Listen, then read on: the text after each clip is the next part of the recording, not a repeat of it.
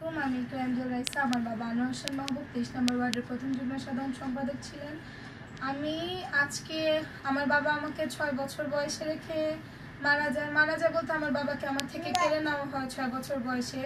যে স্কুলে বাবা আমাকে দিয়ে গেছে ওই স্কুল থেকে বেরোইছি, কিন্তু আমি আমার বাবাকে পাই নাই।